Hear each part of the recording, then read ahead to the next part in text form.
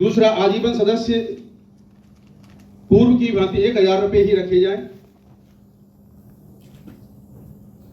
राष्ट्रीय पदाधिकारी और राष्ट्रीय सदस्य के शुल्क पर भी विचार आया था, इसमें कुछ रखना था।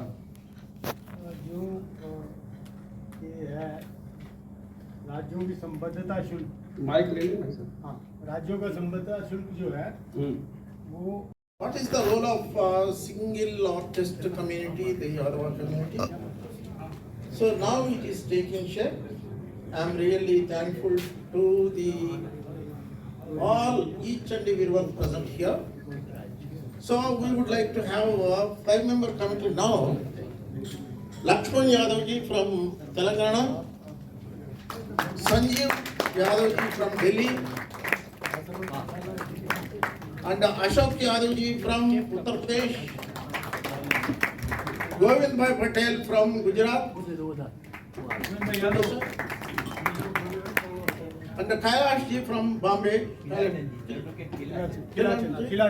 Kilachand ji from Mumbai. अध्यक्ष। Friends, along with this, as our brigadiers have told, the Mahila wing and the youth wing will be there as ex officio. Yes, yes, he can announce it.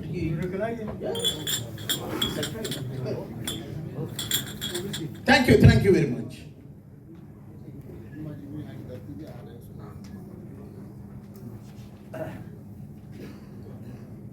Sir, हम जो आगे जो कल रह गया था, एक एजेंडा है। प्रत्येक राज्य में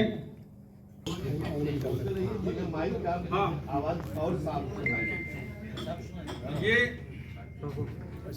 हमारी महासभा के सम्मान से जुड़ा विषय है, जिस पर हम सभी को विशेष ध्यान देना है।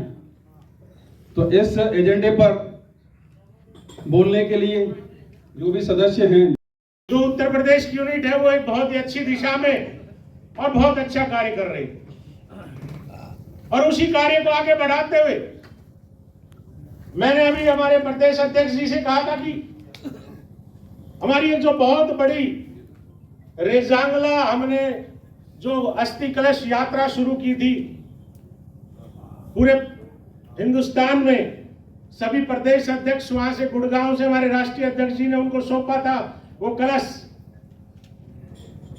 और ये जो 120 जो बहादुर थे उसमें 22 हमारे स्टूडेंट अमेरिका तक पहुंचे हुए हैं। और राजनीति आप देख रहे हैं, अब इन्हें कई प्रदेशों में हमारे मुख्यमंत्री बन चुके हैं।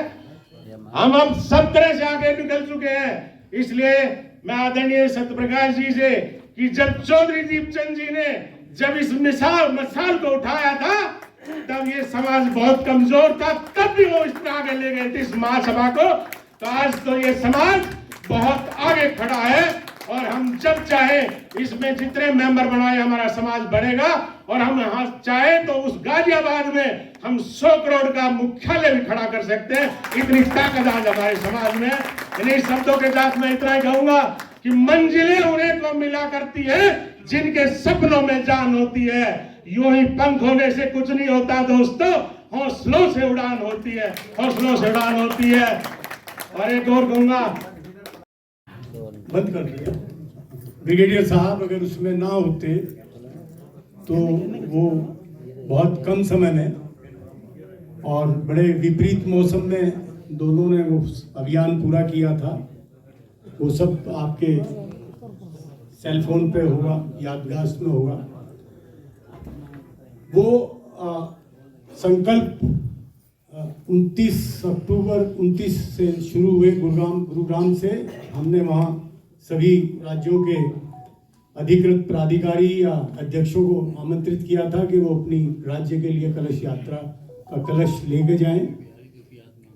वो वहाँ वितरित किए गए। कुछ राज्यों ने उस की कलश यात्रा में निराशाजनक प्रदर्शन किया है, या समझ ले के बहुत सुस्ती दिखाई है, लेकिन अधिकांश जगह वो कलश यात्रा बहुत खूबी से निकली। और उसमें अगर मैं कहूँ तो झारखंड प्रथम राज्य है जिसमें बहुत ही, जिसकी सराहना की जानी चाहिए। पीताम्बर दास जी ने वो कलश यात्रा निकाल कर पूरे अन्य महासभाओं के सामने चुनौती उत्पन्न की। उनकी चुनौती, उनका चैलेंज जो है वो और राज्यों को प्रेरित करने लगा। तो धीरे धीरे ये यात्रा बंगाल में बहुत खूबसूरती से शुरू हुई। माननीय अध्यक्ष और वो हमारे बंगाल के उस अब के वर्तमान अध्यक्ष भी बैठे हैं, उन्होंने काफ़ी प्रयास किया। और एक बड़े कार्यक्रम में हम पुरुलिया गए थे, ब्रिगेडियर साहब भी गए थे, श्याम सिंह जी भी थे उसमें, रांची से होकर गए। वो अच्छा कार्यक्रम था। तो वो एक अच्छा शुरुआत बंगाल, झारखंड, बिहार में, फिर उससे कुछ प्रेरित हुए। लेकिन बिहार में कलश यात्रा अगर ना कहा जाए, लेकिन शताब्दी समारोह में बिहार जो है उसने बड़ा परिश्रम किया। संगठन कमजोर होने के बावजूद गोरेलाल जी और सच्चिदानंद जी के सहयोग से, आपसदारी से वो बहुत अच्छा वहाँ जो शताब्दी समारोह हुए उसमें सुपौल से और ये मधेपुरा के अतिरिक्त जो शुरुआत थी वो पूर्णिया से हुई। और ये पूर्णिया में गोरेलाल जी ने अपनी संगठन क्षमता स्थापित कर दी थी और उसी का ये नतीजा निकला कि हम सब लोगों ने आग्रह किया कि आप बिहार का अध्यक्ष पद संभाल लीजिए। सच्चिदानंद जी का कार्यकाल पूरा हो चुका है और उन्होंने सहर्ष उसे स्वीकार किया। और उस सम्मेलन की शुरुआत पूर्णिया जैसी जगह में आपके लिए बहुत बड़ी बात थी। और इन्होंने जो सबसे उल्लेखनीय कार्य किया वो ये था कि सिक्किम के गवर्नर साहब, उनसे उद्घाटन भाषण कराया था। तो वो एक अपने आप में माइलस्टोन है कि किसी अन्य पिछड़ा वर्ग का मुख्यमंत्री, गवर्नर और बहुत ही बौद्धिक पुरोधा उस कार्यक्रम का उद्घाटन कर रहा हूँ, महासभा के शताब्दी समारोह का। मैं चाहता हूँ कि उनका शताब्दी समारोह का उद्घाटन का संक्षिप्त विवरण आप सुने, वो आपके लिए प्रेरणादायी होगा।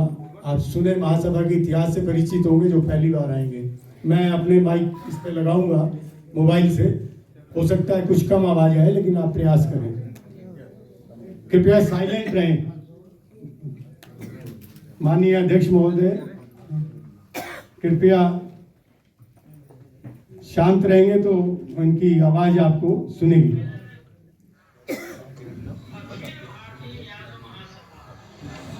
सम्मेलन के उद्घाटन करते हुए हमें काफी हर्ष हो रहा है और जानकर प्रसन्नता हो रही है। इसी पूर्णिया के पावन धरती पर आज तक लगभग 100 वर्ष पूर्व यादव महासभा का पहला सम्मेलन हुआ था। आज वहीं पर हम लोग 100 वर्ष के बाद फिर इसी स्थान पर यह अखिल भारतीय यादव महासभा का शताब्दी मना रहा हूँ। 100 वर्ष का समय कोई कम नहीं होता है। 100 वर्ष से लगातार यह कार्य चल रहा है। अखिल भारतीय यादव महासभा गठित हुआ जो सामाजिक उत्थान, शिक्षा का प्रचार प्रसार, सामाजिक कुरीतियों के उन्मूलन इत्यादि के लिए काम कर रहा है।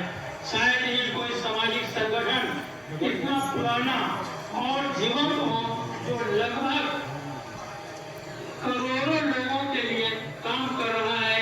यह साधारण बात नहीं है।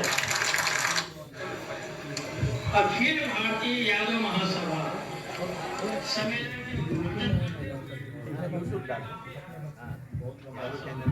तो जैसा आपने सुना माननीय महामहिम राज्यपाल महोदय सिक्किम के, तो ये इन्होंने आगे जो इसमें शायद रिकॉर्डिंग में नहीं है, इनके जो पिता थे उन्होंने उसमें योगदान भी किया था। चौरसिया साहब ने क्या ये माननीय श्री गंगा प्रसाद जो उस समय सिक्किम और मेघालय के गवर्नर थे, और कहना वो इतने बड़े हो गए हैं कि कहना, लेकिन मेरे मित्र रहे हैं। और उन्होंने जब श्री कृष्ण छात्रावास का शिलान्यास हो रहा था पटना में, और वो गवर्नर नहीं थे, तो उन्होंने इच्छा व्यक्त की कि मैं भी आपके साथ छात्रावास के शिलान्यास में चलूंगा, पटना में रहूंगा। और गवर्नर रहने के पहले ही उन्होंने उसमें चंदा दिया है। और चौरसिया समाज से आते हैं, जो बनिया समाज का ही एक अंग है, और उन्होंने अपने चौरसिया समाज के लिए इतना अच्छा छात्रावास बनाया कि उन्होंने अपने संबोधन में उस दिन भी पूर्णिया में कहा कि हमने चौरसिया के लिए जैसा छात्रावास बनाया, कम से कम वैसा छात्रावास यादवों के लिए भी पटना में बनना चाहिए। और क्या कमी है, जितना पैसा देना होगा हम आगे भी इसके लिए देंगे। उन्होंने सहयोग भी दिया था और अभी दे रहे हैं। थैंक यू डॉक्टर साहब। डॉक्टर साहब की स्मृति मुझसे बहुत अच्छी है। याददाश्त का मामला है। सर अब उसमें जो कलश यात्रा का था वो मैंने आपको बताया, झारखंड सराहनीय रहा, लेकिन अन्य राज्यों में वो इतना प्रभावी जिसे कह सकते हैं नहीं हो पाया शायद। तो लेकिन दिनेश जी हमारे जो है वो उनका आग्रह था कि हम इसको दोबारा शुरू करना चाहते हैं। तो मैं चाहूँगा कि कलश यात्रा अभियान जो है दिनेश जी के संयोजन में एक अलग से ही रेजिमेंट से पृथक है, वैसे ही कर लेंगे, अलग से कर लेंगे यार साथी, वैसे ही कर लेंगे। नहीं, मतलब आप बताइए आप कैसे कंफर्टेबल हैं।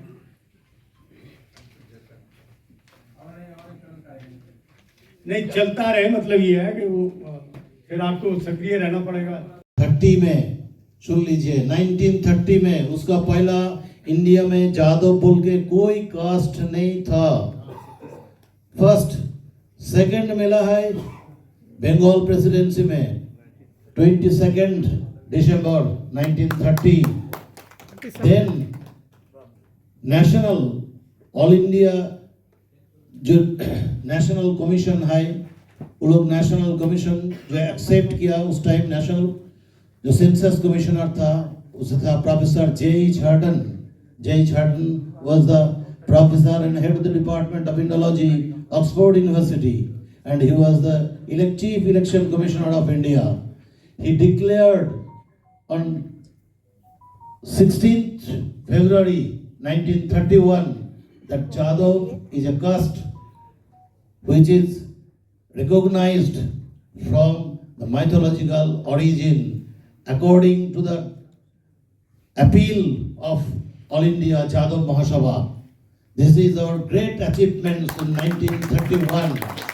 सुन लीजिए, जादव महासभा जादव करके जो हम लोग आज गर्व करता है, ये गर्व का जो शुरुआत हुआ साउथ इंडिया में फर्स्ट शुरुआत हुआ, उसका बाद में Bengal presidency, then national chief election commissioner of India accept किया। उसका पहला जादव बोल के कोई कास्ट इंडिया में नहीं था, एक्सेप्टेड कोई कास्ट। उसका पहला आहिर बोल के था, गोप बोल के था, ग्वाला बोल के था, डिफरेंट कास्ट डिफरेंट सिस्टम का था। इसलिए सुप्रकाश भाई जो बोला अभी, साउथ इंडिया में जो अभी हम लोग का स्ट्रेस देना है, ये जो अभी जो कमिंग ईयर आता है, इसमें साउथ इंडिया का हम लोग का ज्यादा स्ट्रेस देना है। इसलिए सोम प्रकाश भाई को देखना पड़ेगा, ये हमारा रिक्वेस्ट है। Thank you all. शुरुआत अध्यक्षता इन्हीं की थी और सौजन्य डॉक्टर गोरेलाल जी का था और अध्यक्षता अपने सच्चिदानंद जी थे हमारे अध्यक्ष उस जमाने, और बहुत अच्छा रहा। गौरव की बात है हमारे लिए कि हमने अपना संकल्प जो किया था पूर्णिया का वो पूर्ण हुआ।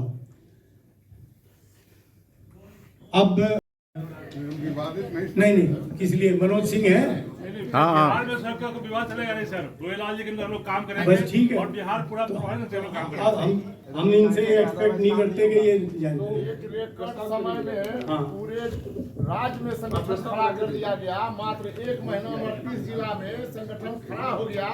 खड़ा हो नहीं गया बल्कि दौड़ रहा है। बिल्कुल डॉक्टर गोविंद यादव के छवि के कारण हुआ, क्योंकि इनको ये बिहार के 8 जिला में कलेक्टर रहे हैं, इनका व्यक्तिगत लगाव रहा है वहाँ के जांच भाव से। थैंक यू बैठ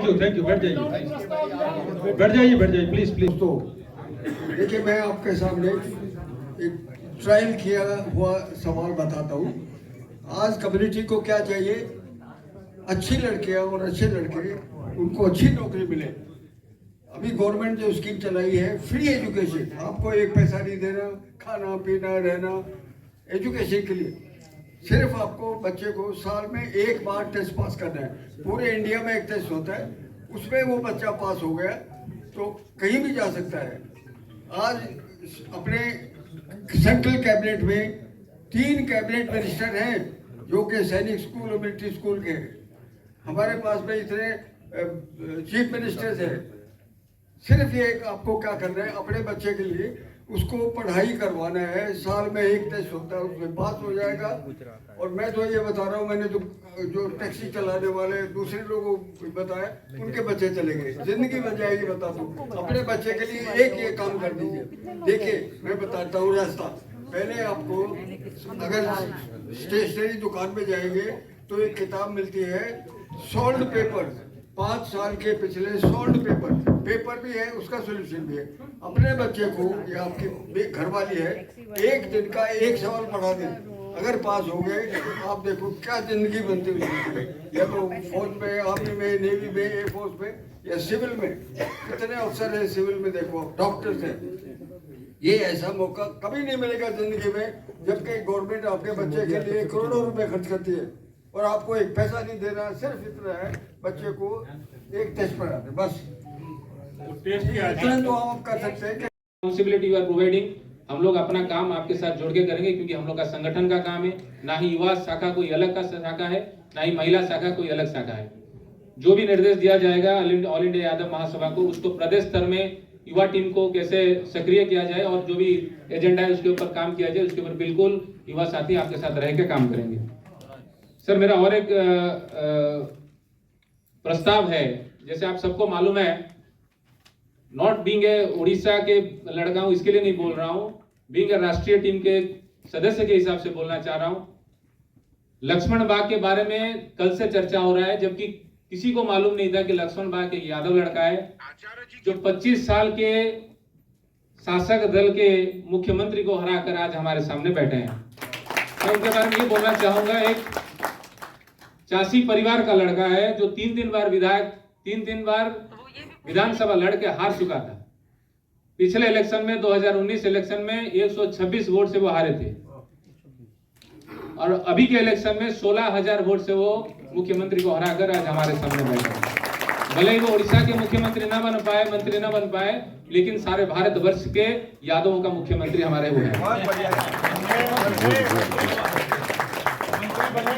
मैं उसके लिए सर बोलना चाहूंगा, सर हम ये बोलना चाहेंगे कि शासक दल के बहुत सारे मंत्री सांसद इलेक्शन के समय आए, उड़ीसा के प्रभारी बन गए, जो कि हमारे संगठन के साथ जुड़े हुए नित्यानंद भाई साहब भी करीबन 10 बार उड़ीसा आए, उड़ीसा में बीजेपी का प्रचार किए। और जब इलेक्शन खत्म हुआ, सत्यप्रकाश जी के बेटे का शादी था, उसमें हम नित्यानंद भाई को बोले, सर आप 10 बार उड़ीसा आए और आपका काम सफल बन गया। बोले कि क्या सफल बना? शासन तो बन गया, हम बीजेपी शासन उड़ीसा में हुआ, वो तो सफलता है, लेकिन भाई साहब जो मुख्यमंत्री को हराकर जो विधायक बनाया वो लक्ष्मण बाग है, वो यादव है। वो चौक है, बोले वो यादव है। सोचिए, जो हम लोग का यादव का नेता है, उन लोग को भी मालूम नहीं कि लक्ष्मण बाग यादव है। हम लोग का एक रेस्पॉन्सिबिलिटी है, जो भी प्रदेशों से नेता आए हुए हैं, हम लोग का रेस्पॉन्सिबिलिटी है लक्ष्मण बाग को सारा भारतवर्ष को दिखाना है कि एक यादव लड़का उड़ीसा के मुख्यमंत्री को हराकर हमारे सामने बैठा। सर, दूसरा बात ये बोलना चाहेंगे, I am not belongs to any political party, neither me nor the many of our tallest leader of those who are sitting on the dais, they are not belongs to any political party, but they are running this organization since last more than 4 decades. तो कुछ लोग political संगठन से दूर रहकर संगठन का काम करने के जरूरी है, ताकि नॉन पॉलिटिकल ऑर्गेनाइजेशन के हिसाब से हम लोग आगे बढ़े और सभी के लिए हम बात रख पाए। तो उसके बावजूद कुछ लोगों के लिए हम लोग को भी बात करना जरूरी है, जैसे लक्ष्मण बाग है।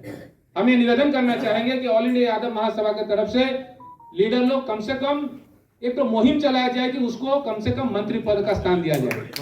सर ये बोलना चाहेंगे, जिस समय उड़ीसा का मंत्रालय पद बटा गया उस समय लक्ष्मण बाग को भी फोन गया था मुख्यमंत्री की तरफ से, और अपना जो मंत्रालय डिस्ट्रीब्यूशन हो रहा था उस टीम की तरफ से लक्ष्मण बाग को भी मैसेज गया था कि आपको मंत्री बनना है, आप मंच तक आ जाइए। लेकिन बाद में उनको फोन करके मना किया गया, नहीं अब थोड़ा रुक जाइए। क्यों? क्योंकि हम यादव हैं। तो इसके ऊपर हम लोग को स्वर उत्तोलन करने की आवश्यकता है। और ये मैं बोलना चाहूंगा, this is the sole responsibility of All India Yadav Mahasabha, not being a national leader of this organisation, being a general member of this organization. I would like to appreciate, I would like to request all the members of the state, of the nation to raise his voice for Lakshman Bagh to take the membership, take the ministership in this Odisha Legislative Assembly. तो मैं sir ये बोलना चाहूंगा कि जितने प्रदेश यहाँ पे आए हुए हैं, most of the pradesh are running by the BJP government. I hope so, जो भी नहीं है वो छोड़ दीजिए। कम से कम मुख्यमंत्री को एक तो लेटर दिया जाए कि लक्ष्मण बाग को मुख्य मतलब मंत्री पद में स्थान दिया जाए। उसके और देखिए, प्रस्ताव पार करना मेरा ये सक्षम नहीं है वो, तो उस बैठे हुए सर आप लोग भी तो बोल दीजिए, सब कुछ संभव है। ये तो बहुत बड़ी बात है। मोहन यादव जी हमारे अध्यक्ष हैं, मतलब मुख्यमंत्री हैं। कल उनके बहन भी थी, अगर ये बात कल रहता और भी बढ़िया होता। अन्नपूर्णा जी आई हुई थी, ये बात कल भी रहता तो और भी अच्छा होता। आज भी हम दिल्ली के प्रदेश के कुछ युवा अध्यक्ष बैठे थे, हम बोल रहे थे कि दिल्ली में आप लोग बैठे हो, खाली दिल्ली नहीं हर प्रदेश में ये आवाज उठने की आवश्यकता है। तो मैं ये मुद्दा कल से उठाना चाह रहा था ताकि लोगों के दिमाग में ये चीज आ जाए। तो मैं जो निवेदन करना चाहूंगा कि इस मुद्दे को थोड़ा आगे बढ़ाया जाए और इसके ऊपर थोड़ा कार्रवाई किया जाए। विशेष रूप से मैं सत्य प्रकाश जी, हमारे अध्यक्ष सपन साहब जी, सांसद शाम सिंह जी, आपके ऊपर ज्यादा रिस्पॉन्सिबिलिटी रहता है, इसके ऊपर थोड़ा कार्रवाई किया जाए। जब भी बोला जाएगा हमको दिल्ली आने के लिए, हमें पूरा टीम लेके हम आएंगे, लक्ष्मण जी के लिए बात करेंगे। दिनेश जी इसमें प्रतिवेदन दे चुके अरे I am sorry, I am very much sorry कि दिनेश जी जो कह चुके हैं आज हमारे संगठन के अगर पॉलिटिकल रिप्रेजेंटेटिव किसी को बोला जाए तो दिनेश भाई साहब को बोला जाता है। अगर किसी नेता को हमको लाके यहाँ पे मंच में बिठाना होता है और मंच का गरिमा बढ़ाना होता है और संगठन को पॉलिटिकल लेवल में आगे बढ़ाने के लिए बात होता है तो दिनेश भाई साहब का बात होता है। दिनेश भाई, हम क्षमा चाहते हैं कि हम आपका नाम लास्ट में ले, लेकिन यूर सोल रिस्पॉन्सिबिलिटी, लक्ष्मण बाग आपका भाई है। जब लक्ष्मण बाग का इलेक्शन हुआ, आप काफी समय भुवनेश्वर में रहे और भूपेंद्र यादव को लाके उनका प्रचार प्रसार करने के लिए भी काफी सहयोग किए हो। तो आपके लिए भी जोरदार ताली कि उड़ीसा में मुख्यमंत्री यादव का बनाने के लिए आपका भी बहुत सहयोग रहा। सर मैं लास्ट में एक शब्द बोल के अपने वक्तव्य को विराम दूंगा, ज्यादा समय नहीं बोलूंगा। सर आपका मेंबरशिप का जो बात रहा, मैं निवेदन करना चाहूंगा, काफी प्रदेशों में ये मेंबरशिप का पॉलिसी नहीं है। तो ये जो पॉलिसी आप बनाए हो कि 4 साल में 2100 रुपया सदस्यों का और 5100 रुपया आपका प्रदेश का, उसी तरह हर प्रदेश में अगर जिलाओं को दिया जाएगा कि हर जिला 5 साल में कुछ भी अमाउंट, 5,100 की ज्यादा बात नहीं है, और हर executive member of the state organisations they can collect the money from the state executive team, so that ये जो सिस्टम है वो नेशनल से लेवल तक, जो कल अपने उड़ीसा के भाई बोल रहे थे राजू भाई साहब कि जो मैसेज आ रहा है नेशनल का वो स्टेट तक पहुंच नहीं पा रहा है। ये स्टेट तक पहुंचाने का काम आप है, बिकॉज आप उड़ीसा से आके यहाँ पे बैठे हो, यहाँ पे जो मैसेज जा रहा है वहां पे पंचायत लेवल तक पहुंचाने का काम आप है, आपका है। तो ये जो आपका पॉलिसी सर निकला कि membership fees, those policies should implement in all the concern districts also, concern states also.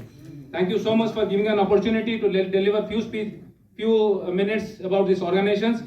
Thank you once again. जय माधव। मैं एक सुझाव देना चाहता हूं यादव महासभा के लिए, जो मैं बिहार में कर रहा हूं। पूरे जिस तरह से संवैधानिक पदों पर लोगों को जाना चाहिए, बिहार का उदाहरण देते हुए, कि आज बिहार के जितने भी जेल हैं उसमें 60% अकेले यादव हैं। मेरे ठीक घर के सामने जेल है, वहां 3000 में 2200 खाली यादव है कैदी। इसका एक कारण है, इसका कारण है, आप इस पे हंसे नहीं, ये बड़ा संवेदनशील विषय है, इसमें हंसने वाली कैसी कोई बात नहीं है। मुझे एजुकेशन पर 1 घंटा बोलने का अधिकार है, प्राइमरी से पोस्ट ग्रेजुएट तक, technical, medical, professional, I know everything. इसलिए आपको बताना चाहते हैं, मैं ऐसा क्यों कह रहा हूं बिहार का उदाहरण देकर, कि बिहार के अंदर में जब तक हम लोगों ने स्टार्ट किया है अध्यक्ष जी बिहार में, वो अध्यक्ष किया है कि बिहार के अंदर में जितने यादव लोगों को बढ़ाने वाले IAS IPS हैं, उन लोगों ने एक संस्था बनाया है और 236 लोग उसके सदस्य बने।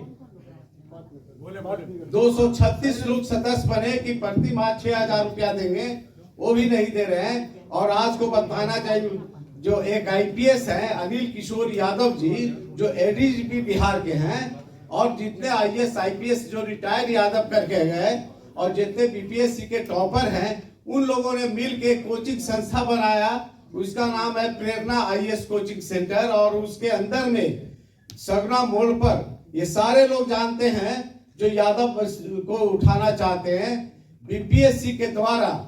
आज UPSC में वहां से लड़के निकल रहे हैं, लड़कियां निकल रही है। अभी BPSC का बिहार का रिजल्ट निकला है, उसमें 50 यादव लड़का लड़की क्वालिफाई किया है सब चयनित हुए। ये हमारे उपलब्धि है, हमारे उन यादव शिक्षित रूप से जो IAS IPS है, जो यादवों को बढ़ाना चाहते हैं। इसलिए हम अपील, और पिछले बार 1 साल पहले ही बिहार में अकाउंटेंट की बहाली हुई, उसमें 22 यादव लड़के अकाउंटेंट बिहार के विभिन्न विभागों में बने। इसलिए यादव महासभा के लोगों को एक सुझाव भी देना चाहते हैं, शैक्षणिक रूप से, आर्थिक रूप से। लेकिन काफी समय, चूंकि मेरी 2 बजे ट्रेन है मेरे साथ, मैं जब भी चलता तो अपने 1 दर्जन साथियों को लेकर चलता हूँ, जो जिसको ले जाने लाने की मेरी जिम्मेवारी होती है। साथियों, ये जो बिहार के अंदर में जो हमारे यादव महा से जुटे हुए जजेस, सर 2 की बजाय 3 मिनट हो चुके हैं सर। आपको सुझाव दे रहे हैं बलवीर जी, उसी पर नहीं तो यादव महासभा ही रेजिमेंट और महासभा को बढ़ाते रहिए। लेकिन आप RS 1924 में यादव महासभा बना और 1925 में RSS बना, उसका मुकाबला भी नहीं कर पाए। वो इस रिस्पॉन्सिबल दिस, इसलिए आपको बताना चाहते हैं कि जो बिहार में हमारे जो IAS IPS हैं, जो बिहार प्रशासनिक सेवा के टॉपर पदाधिकारी हैं, एक कोचिंग संस्था खोला है। हम जजेस को इसलिए भी कहना चाहते हैं कि जो जज हैं हमारे समाज के, हाई कोर्ट के, सिविल कोर्ट के रिटायर्ड, और जब तक हमारे जुडिशियरी में जजेस नहीं आएंगे हमको न्याय नहीं मिल पाएगा। एग्जीक्यूटिव में हमारा लोग नहीं आएगा, तब तक हम लोग को न्याय नहीं मिलेगा। इसी तरह से सताए रहेंगे। और आपको बताना चाहते हैं कि अभी जो जजेस हैं, सुझाव भी देना चाहते हैं, जो IAS IPS के कोचिंग खोले और यादव महासभा के लोग जो प्रदेश के हैं, वो इसको पहल करें कि किस तरह से क्रिएट होगा ये कोचिंग सेंटर। और यादव महासभा के ये तमाम जो जजेस लोग हैं जो रिटायर कर गए हैं, उनको सारे एग्जामिनेशन क्लैट्स के मारे कॉमन लॉ एडमिशन टेस्ट के द्वारा होता है। उसके लिए हमारे बच्चों को तैयार करने के लिए जो जुडिशियरी में जाना चाहता है, लॉ करना चाहता है, ये सब। और मैं अंतर्राष्ट्रीय कई संस्थानों से जुड़ा हूँ, सीधे मैं किसी को भी जर्मनी और फ्रांस में भेज सकता हूँ। जो लड़का नीट क्वालिफाई किया है, वो तमाम मेडिकल में, इंजीनियरिंग में, MBA में, लॉ में एडमिशन कराना चाहता है, मैं उन तमाम लोगों को फ्री ऑफ कॉस्ट रहने का, एडमिशन कराने का सारी व्यवस्था कर सकता हूं। इसके लिए जो इंटेलेक्चुअल सेल के जो लोग को बनाए गए हैं, उनको दीजिए कि राष्ट्रीय अंतर्राष्ट्रीय स्तर पर बहुत सा करें। और दूसरा, राज्य के विभिन्न राज्यों के हमने विधानसभा में कॉल अटेंशन प्रमोशन ला के, जो हिंदुस्तान में लोग कहता है सभी पार्टी और सभी संस्थाएं कि शिक्षा सबकी एक समान, 7 जन्म में हिंदुस्तान में शिक्षा एक समान नहीं हो सकता। इसलिए नहीं हो सकता कि ये हर राज्य के अपना सिलेबस होता है, स्टेट कोर्सेज है और राष्ट्रीय स्तर पर CBSE कोर्स है। 1:20 हो गया, तो आपको आधा घंटा कम से कम लगेगा स्टेशन। ठीक है, माँ बहनों, सब बड़ों को मेरे 2025 का अनेक अनेक अभिनंदन, शुभेच्छा। और छोटों को स्नेह। आज जो सारा भारत वर्ष में चर्चा है कि जो भी हुआ है, लक्ष्मण बाग उड़ीसा का मुख्यमंत्री को हरा दिया, ये सब मेरे से नहीं हुआ, ये सब आप लोग का आशीर्वाद, यादव ब्लॉक का परिश्रम, हर यादव इंडिया से जिसको भी मालूम हुआ मेरे बारे फोन किया, मेरे लिए हेल्प किया। और मैं तो बहुत धन्यवाद देना चाहता हूँ भूपेंद्र जी भी, जब मालूम हो गया कि लक्ष्मण बाग एक यादव है, वो भी बहुत मेहनत करे मेरे लिए जाके। जब मेरे को, मैं 20 साल से जिस पार्टी में काम कर रहा हूँ, उस पार्टी वाले भी 25 साल का जब मुख्यमंत्री आ गए डर गए कि बेटा 5-6 महीना के बाद तेरे को विधायक बनने का सौभाग्य मिलेगा। तू भाग्य किया था जो तेरे साथ 25 साल का एक सीएम लड़ रहा है। और अभी मन दुख मत करना, तू नहीं जीतेगा, ये सबका मन में था, लेकिन यादव का मन में नहीं था। बहुत बढ़िया, आप जीतोगे। सब लोग बोल रहे थे, मेरे भाइयों, मेरे बड़ा भाई, मेरे बीबी, सब लोग बोले अभी इलेक्शन में खड़ा खर्चा करेंगे, कोई फैक्ट्री उक्ट्री करके चुप बैठ जाने से हम लोग बच्चा लोग अच्छा चलेंगे।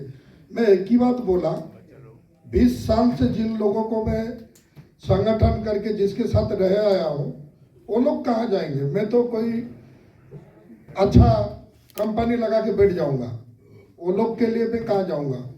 वही बात बोला। और जो भी मेरे इतना बड़ा उपाधि मिला है यादव लोगों के लिए मिला, बंगाल से, बिहार से, हरियाणा से, कहीं से भी यादव लोग मेरे को सहयोग भी किए और आज ये परिचय दिए। इसीलिए ये यादव लोगों के लिए आज इतना बड़ा हासिल किया हम लोग और इतना पाए लाभ आज। इसीलिए सारा यादव को मैं ये धन्यवाद देना चाहता हूँ कि मैं नियमित लक्ष्मण बाग ही हूँ, ये सब आपके लिए हुआ है। और आज बिहार के एक भैया बोल रहे थे एक बात, मेरे उड़ीसा में जो होता है कि हमारा यादव का 2200 लोग जेल में है, अच्छा बात बोले, हम उसको थोड़ा समझने में थोड़ा कंट्रोल हुआ। 76 से 80 जात को लेके आदिवासी जात बनता है, मैं कोई जात का विरोध में नहीं बनता हूँ। 76 से 80% जात को लेके आदिवासी जात एक तो तैयार हुआ है। वो लोग का यूनिटी इतना अच्छा है, सारा भारतवर्ष में रंग रूट में जाके भी हिला देते हैं सरकार को और लोगों को। लेकिन यादव जात का आज भी सारा भारतवर्ष में 20 से 23% है, वही कहीं ना कहीं कमी रह जाता है। इसीलिए हम सब लोग यादव भी लिखे, सब लोग का सुझाव वो ठीक रहे और छोटा इतना भूल हम लोग नहीं करेंगे। आदिवासी समाज जाके हमारा तरफ बैठ जाते हैं और जोर जबरदस्ती हमारे आदमियों को जेल में डाल देते हैं, कोई पीछे खड़ा होने वाला नहीं रहते हैं। लेकिन एक आदिवासी वाला को जेल में डालो, वो गलत भी करेगा, वो आदमी जेल नहीं जाएगा। इसीलिए वो बात को ऐसे भी समझना चाहिए। बहुत बहुत धन्यवाद सब। कंटावांजी कॉन्स्टिट्यूएंसी, उसमें 40% यादव। अगर वो सहयोग नहीं करते, यादव अगर संगठित नहीं होते तो ये कभी भी संभव नहीं होता। कि अगर हिंदी मोटे तौर पे हम समझे तो मलाईदार होता है।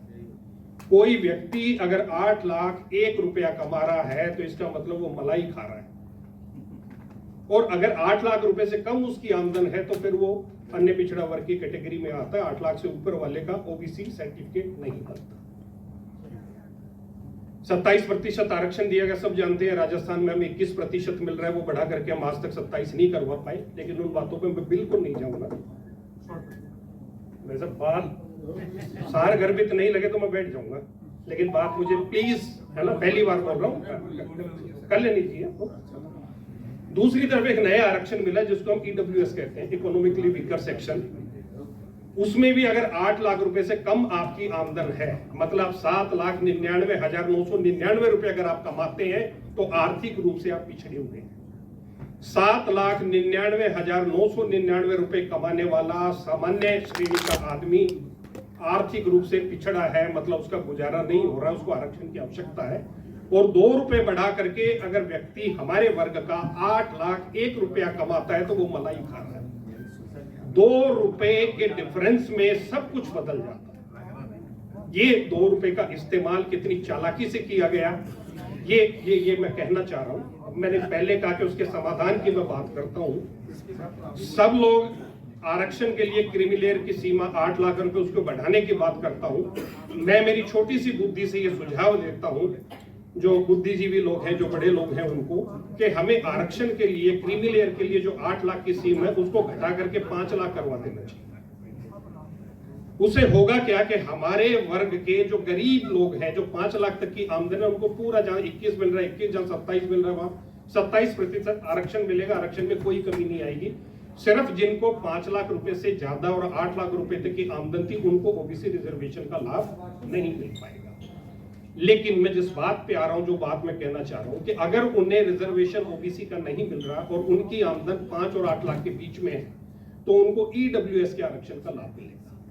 और पिछले सिलेक्शन लिस्ट अगर आप उठा करके देखेंगे, यूपीएससी से लेकर प्रदेश पीएससी तक ईडब्ल्यूएस की कट ऑफ जो है वो ओबीसी से नीचे जाती है। ओबीसी के लोग आरक्षण ना मिलने के कारण बाहर हो जाते हैं। अगर वो ईडब्ल्यूएस में आएंगे तो उनका आरक्षण का लाभ मिलेगा, कोई नुकसान नहीं होगा। अब इसके समाधान की मैं बताता हूँ। राजस्थान हाई कोर्ट से हमने निर्णय करवा करके ईडब्ल्यूएस का रिजर्वेशन दिलवाया है। मैं हवा में बात नहीं कर रहा हूँ। कुछ हमारी बहनें जो दूसरे स्टेट की हैं, मान लीजिएगा कोई दिल्ली की है, हरियाणा की, उत्तर प्रदेश की है, और उनकी शादी राजस्थान में हो जाती है, तो राजस्थान में चूंकि उनका पिता का कोई रिकॉर्ड नहीं होता, इसलिए उनका ओबीसी सर्टिफिकेट नहीं बन पाता। स्टेट के अंदर ओबीसी सर्टिफिकेट हस्बैंड के रेफरेंस से नहीं बनता। तो हमने हाई कोर्ट में ये कहा कि जब उनको ओबीसी का रिजर्वेशन नहीं मिलता है और वो क्रीमी लेयर से भी नीचे है, मतलब उनकी आमदन 8 लाख रुपए से कम है, तो उनको ईडब्ल्यूएस का सर्टिफिकेट दिया जाए, उस रिजर्वेशन का लाभ दिया जाए। जब नहीं मिल पाया तो हाई कोर्ट से हमने निर्णय करवा करके वो लाभ उन बेटियों को दिलवाया है। मैं नाम लेना चाहूंगा, हमारे ही समाज के सुधीर यादव एडवोकेट है राजस्थान हाई कोर्ट में। उनके प्रयास से, हम लोगों के कहने से, सुझाव से ये संभव हो पाया। अगर कहीं जरूरत पड़े उस डिसीजन की कॉपी की तो मैं उपलब्ध करवा सकता। ये सिर्फ एक बात मैं कहना चाह रहा था रिजर्वेशन के ऊपर। दूसरी रेजांगला की हम बात कर रहे हैं, 2 मिनट का समय सिर्फ उसके ऊपर मैं लूंगा, उसके बाद मेरी वाणी को विराम में दे दूंगा। एक पिक्चर आई थी रेजंगला युद्ध के बाद में, हकीकत है ना, एक बड़ा अच्छा गाना था। उसके अंदर है, मेरे वतन के लोगों जरा आंख में भर लो पानी। ऐसा बताया गया मुझे कि उसकी एक बार स्क्रीनिंग की थी, नेहरू जी वहां मौजूद थे और कुछ जो जीवित बच गए थे वीर सेनानी, उनको उसमें बुलाया गया था। और जब उसमें गाना आता है, कोई सिख, कोई जाट मराठा, कोई गुरखा, कोई मद्रासी, सरहद पर मरने वाला हर वीर था भारतवासी, लेकिन उसमें अहीरों का, यादवों का नाम नहीं था। तो ऐसा मैंने सुना है कि वो शो को बीच में छोड़ करके बाहर था। उनकी जो पीड़ा थी, उनके शौर्य को जो सम्मान नहीं मिल पाया, वो सम्मान दिलवाने के लिए ही हम प्रयास कर रहे हैं, चाहे वो अहीर रेजिमेंट की बात हो या रेजांगला स्मारक की बात हो। कलश यात्रा निकाली, बहुत अच्छी बात है। मेरी छोटी बुद्धि से एक सुझाव मैं इसके लिए देना चाहता हूँ कि कुछ प्रयास हमारे हाथ में होते हैं, कुछ हमारे हाथ में नहीं होते हैं। एक तो ये कि रेजांगला युद्ध को यूनेस्को ने भी विश्व में लड़े गए बड़े युद्धों के अंदर माना है। तो हमें प्रयास करना चाहिए कि स्कूल की जो टेक्स्ट बुक होती है उसके अंदर रेजांगला के ऊपर एक चैप्टर होना चाहिए, ताकि पढ़ने वाले बच्चे को पता तो लग पाए कि दिवाली की रात में जब हम फूलझड़ी चला रहे थे तो वहां जो शूरवीर लड़ रहे थे वो किस हालत में लड़ रहे थे, कैसे लड़ रहे थे। और इस बात को ज्यादा इफेक्टिव तरीके से मैं इसलिए कह पा रहा हूं कि नवंबर 2024 में मैं स्वयं रेजांगला जाके आया। वहां जाने के बाद बाकी सारी चीजों के साथ एक अच्छी चीज मुझे ये लगी, जब वह बताने वाले गाइड ने जब बताया, जो आर्मी ऑफिसर हैं, उसका जो सेंटर है उस जगह का नाम अहीर धाम है। सब शहीदों के नाम वाले लिखे हुए, बाकी सारा बहुत सुंदर मेमोरियल अहीर धाम बना है। दूसरा सुझाव इसके साथ सिर्फ यही है कि जहां संभव है वहां हम रेजांगला मेमोरियल बना सकते हैं। हमारे प्रदेश के माननीय हर्षा यादव जी हैं, कार्यकारी अध्यक्ष हैं, पिछले 3-4 साल से हमारे अध्यक्ष ने बनाया था। इनके बेटे और ये लोग कॉलोनाइजेशन का काम करते हैं, स्कीमें बनाते हैं। उसके अंदर फैसिलिटी एरिया होता है, उसके अंदर स्कूल की जगह होती है, पार्क की जगह होती है, मंदिर की जगह होती है। इनसे अधिकार पूर्वक मैं ये अनुरोध कर सकता हूं कि ये उस मंदिर के अंदर, उस प्रांगण के अंदर, अपनी कॉलोनी के अंदर जो फैसिलिटी एरिया है उसमें एक रेजांगला मेमोरियल बनाए। उसमें एक पत्थर के ऊपर, एक ताम्र पत्थर के ऊपर पूरा उस दिन क्या हुआ था, कौन वो लड़े, कैसे हुआ, उसका वर्णन करें। क्योंकि हम क्या करते हैं कि यादव कहता है, यादव सुनता है अहीर रेजिमेंट का, और वो भी यादवों से चर्चा करते हैं, बाकी समाज को हम जोड़ नहीं पाते। हम पाठ्यक्रम में कोई एक चैप्टर रखवा पाएंगे तो बाकी लोग उसको पढ़ेंगे, समझेंगे, तो कहीं ना कहीं उसकी चर्चा भी करेंगे और हमारी मांग को सहमति प्रदान करेंगे। कॉलोनी में अलग अलग धर्म और जाति के लोग रहने वाले लोग उस ताम्र पत्र को देखेंगे, पढ़ेंगे, तो वो भी उसको समझेंगे और मानेंगे। समय का अभाव है, मेरी वाणी को हमारे निवर्तमान राष्ट्रीय अध्यक्ष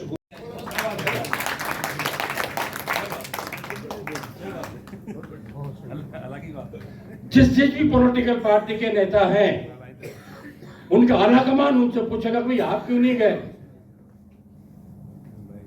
या आपको क्यों नहीं बुलाया, तब बात समझ में आएगी कि ये जो भी नेता हैं और जो ये इस तरह से हमको सपोर्ट नहीं करते हैं उन लोगों की समाज में क्या स्थिति है। इतनी अगर ताकत से हम इसको कर सकें तो निश्चित रूप से, अब मैंने सर्वे आपको दिया था पहले, 165 लोकसभाओं में यादव 25% से ज्यादा है इस देश में, 165 लोकसभाओं में। आप सोचिए कि अगर 165 एमपी यादव आ जाते हैं या मान लीजिए कि यादवों के सपोर्ट से आ जाते हैं तो प्रधानमंत्री कौन बनेगा?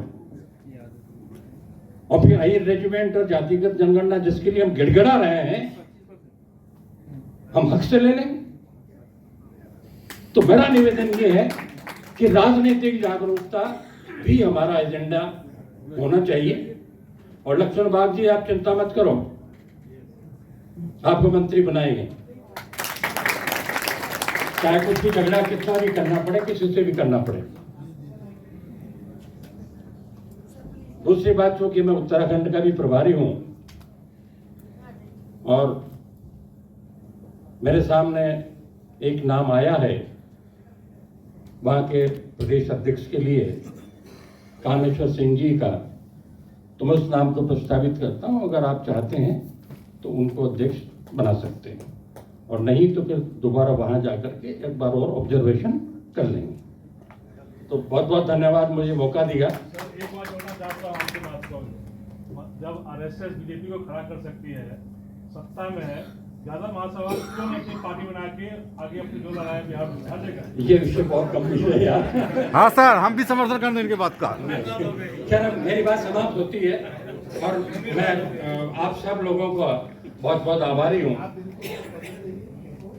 हाँ, बहुत बहुत आभारी हूँ मैं कि आप यहाँ पधारे। और अगर सोम प्रकाश जी, और जैसे कल वो बोल रहे थे, वो चले गए विनोद जी, तो जब कोई हम लोग ये रिस्ट्रिक्शन लगाते हैं कि एकदम एजेंडे पर ही आओ, सीधे गोली मारो, तो ठीक नहीं होता। कुछ तो बैकग्राउंड देगा, अपने बारे में भी बताएगा। वो प्रोफेसर थे, एमएलए थे, और कितने मतलब अपने यादवों के एक अच्छे स्टेटस के आदमी थे। तो हम लोग सब लोग एक दूसरे के बारे में यहाँ मिलकर जानना भी चाहते हैं कि कौन क्या है। तो मैं तो यही अपने नेतृत्व से, नहीं अब मेरे को घड़ी न दिखाई, यस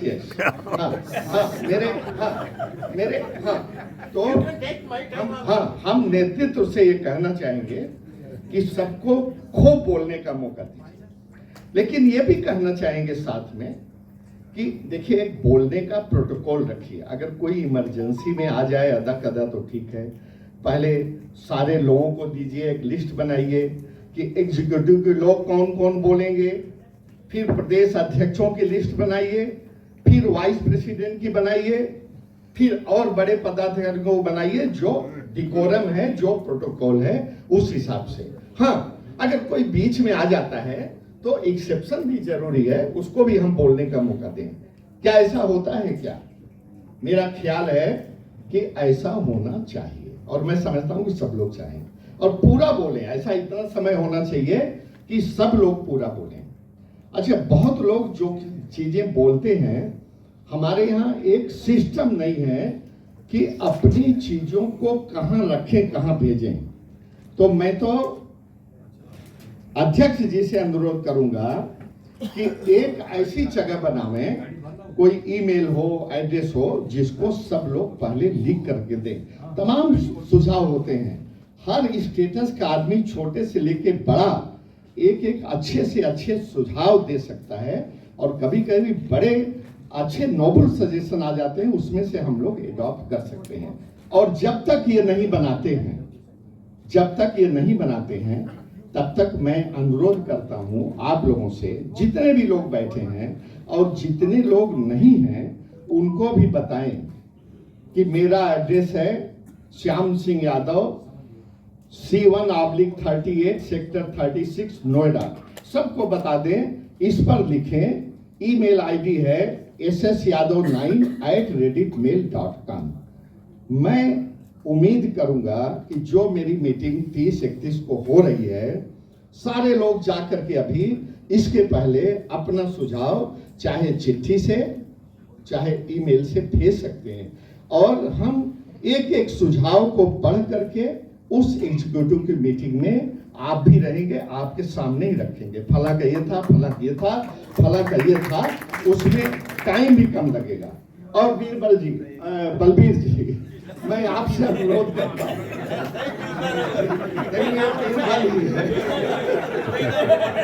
नया उपाधि मिला बीरबल का। भी जो उग्रसेन था, उग्रसेन भी उस टाइम बचा था, वो लोग तपस्या करके वो लोग भी शब्द चला गया, कृष्ण भी चला गया, बलराम भी चला गया। जो जो रहा वो लोग को लेके अर्जुन सीधा भारत में डिफरेंट साइड में भाग कर दिया, और छोटा जो था कृष्ण का जो प्रपुत्र था वज्रनाभ को लेके कुरुक्षेत्र में फिर कुरुक्षेत्र की जगह पर पहुंच गया हस्तिनापुर में। आके युधिष्ठिर को बोला, युधिष्ठिर उसको बोला कि तुम जाके अभी व्यासदेव के पास जाके पूछो क्या करना पड़ेगा। व्यासदेव बोला कि अभी तुम लोग का टाइम हो गया, तुम लोग अभी साम्राज्य छोड़ के तुम लोग अभी ऊपर में चला जाओ, जैसा कृष्ण चला गया तुम लोग भी चला जाओ। तो साथ साथ क्या किया अर्जुन, युधिष्ठिर को बोल के, अर्जुन को पुत्र था परीक्षित को हस्तिनापुर का राजा बनाया, और वज्रनाभ को इंद्रप्रस्थ को राजा बनाया। राजा बनाने के बाद में वो लोग शर्त में चला गया। हम लोग का यदुवंश का इतिहास यही है। इसलिए ये मारपीट करके कोई चीज का समाधान नहीं होगा, बात करके कोई चीज का समाधान नहीं होगा। मारपीट क्या होगा, मारपीट के बाद में प्राण चला जाएगा, कोई फैसला नहीं होगा। इसलिए हम लोग को हमेशा माथा ठंडा करके कूल ब्रेन में रह के आलोचना करके कोई डिसीजन लेना पड़ेगा। उत्तेजना वर्जन करना हम लोग का सबसे बड़ा चीज है। हम लोग को कोई जाएगा पर जाके हम लोग पहला ही बोलता है, हम जानता है कलार उचा के हम जादव है, हम तुमको देख लेगा। ये जो एटीट्यूड है हम लोग का, जो ये एटीट्यूड जितना तक हम लोग का चेंज नहीं होगा उतना तक हम लोग का कोई फायदा नहीं होगा। हम लोग का एडुकेशन हम तो अबे तबे की बात बोलता है। एडुकेशन के साथ साथ control of temperament is also essential to uplift our society. Otherwise, it is not possible for us. Lord Krishna will fail, not me. Lord Krishna failed to control the Jadavas. Everyone failed. Vasudev failed, Lord Krishna failed, his forefathers failed, everyone failed. Always Jadavs are destroying and same side goals from the very beginning. So it is my kind request to each and everyone, please pull down your temperament and calm down and remember that we are all our brothers and sisters, not enemy. So with these few words, I request everyone, please go to the home from this August gathering, that from now onwards we will try to control our temperament and attitudes, and worked for the upliftment of the Jadavas. Akhil Bharatiya Yadav महासभा की इस राष्ट्रीय कार्यकारिणी में पधारे अध्यक्ष doctor Sapan Kumar ji, हमारे शताब्दी समारोह समिति के अध्यक्ष माननीय श्री सत्यप्रकाश जी, आदरणीय कार्यवाही अध्यक्ष श्री सोम प्रकाश जी साहब, हमारे यादव साहब यूपी से जौनपुर से एमपी रहे हैं, मिसेस यदु महिला विंग की चीफ, ब्रिगेडियर यदु जो आर्मी के विंग के चीफ हैं, कर्नल एमएल यादव साहब, यहाँ बुलाते हुए हरसाय जी जो हमारे कार्यवाही अध्यक्ष हैं,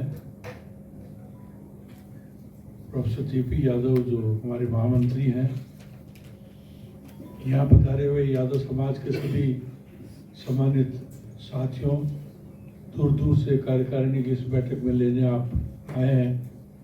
ये सुखद सहयोग है कि हमारे नए कार्यकारी अध्यक्ष भाई महेंद्र यादव जी के सुपुत्र का विवाह समारोह, आज तिलक सेरेमनी है, इसलिए उन्होंने उचित समझा कि इस मौके पे आप सबको आमंत्रित किया जाए, आप समाज की बातों पे विचार करके और उनके बच्चों को आशीर्वाद दे के पधारें। ये व्यवस्था सारी महेंद्र जी ने की है और भाई दिनेश यादव जो हमारे महामंत्री हैं, उन्होंने सारी इस गतिविधि को कोऑर्डिनेट किया है, इसलिए मैं आपका बहुत बहुत आभारी हूँ कि आप